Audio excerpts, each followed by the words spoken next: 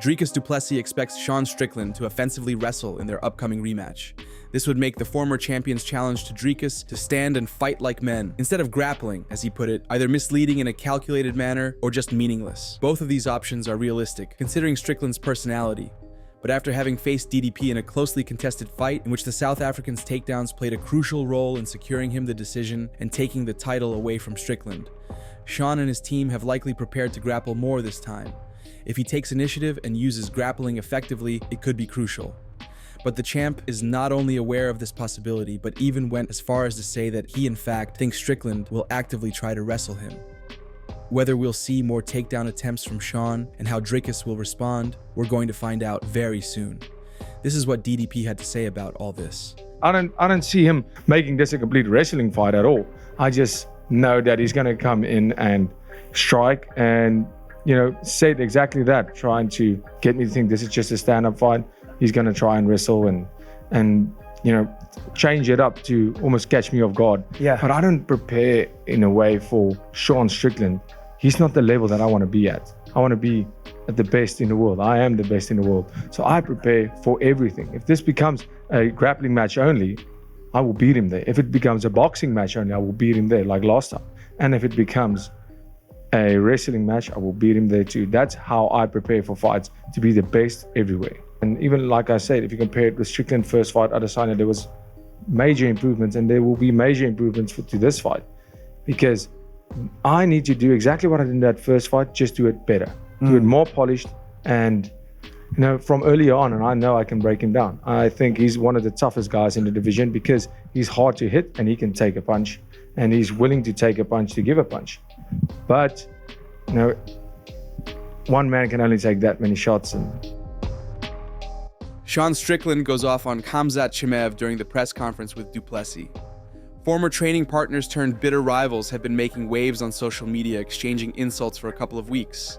All of this started with Chimaev saying he easily beat Strickland when they sparred, and according to him, submitted Sean basically whenever he wanted to. This led to a gradual increase in temperature, and has now turned into the kind of heated dynamic they have between them.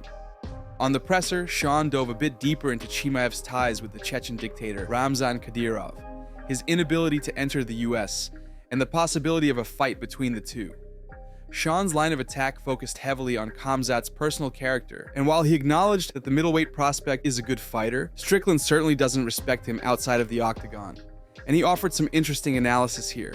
Let's set the record straight. This man fled his country. He went to Sweden. He had a great life. Australia welcomes a lot of immigrants, and I respect you, but the immigrants in Australia assimilate and become Australian, and goddamn, I respect you all for that. But this man goes back to Chechnya, sucks off a dictator, sucks him off, lets his son beat him up, and the leash got too tight. Too many G-Wagons. He was collected on. And when it came down to go a little deeper and suck a little more, this little fucking pussy ran to somewhere in the Middle East. And then he goes and sells a Bitcoin scam. Chimaev can fight, but sir, you are not a fucking man. The world knows you as not a man. You will never be a fucking man, you little Chechen whore.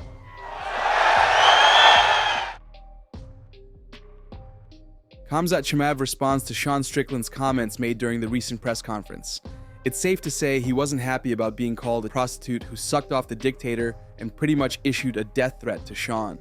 The middleweight title challenger, who will try to retake his belt from DDP this weekend, definitely did some research on Chimaev and his problems. Some of the information he's been sharing with a large audience, the absolute majority of which wasn't aware of Khamzat's relationship with Kadyrov, who the Chechen dictator is in the first place, and how has that relationship affected Chimaev's fighting career, now got more interested in some of those details.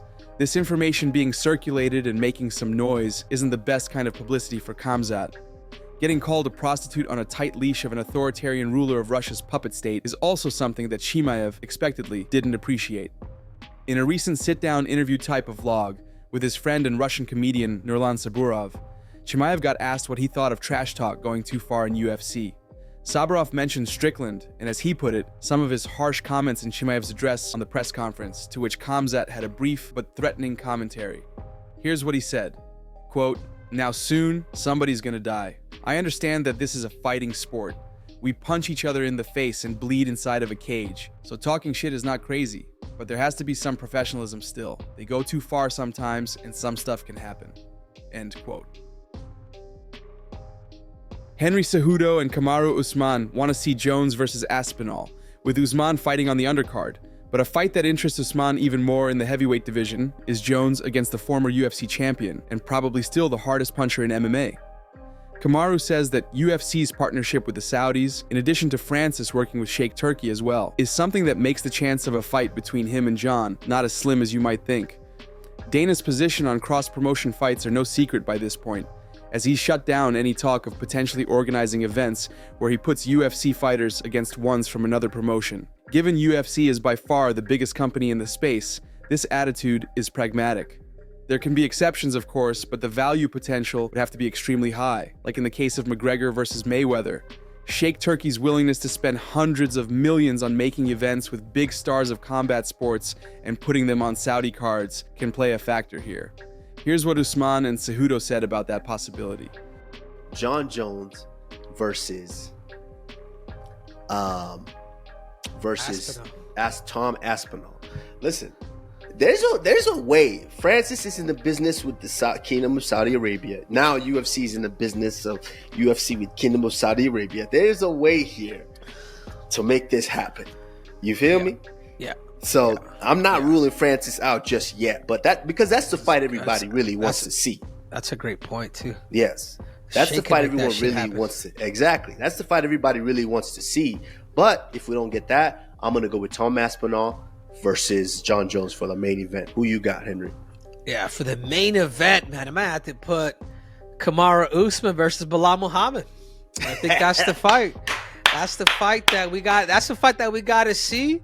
And then the co-main, I'm gonna have to go with Jones and Aspinall. But you got to put the Nigerian Nightmare and Bilal up there. It's too grudgy. Okay, and I like that. that. And you know what? Put Kamaru Usman, Bilal Muhammad. Why don't you put fucking two up there? Okay.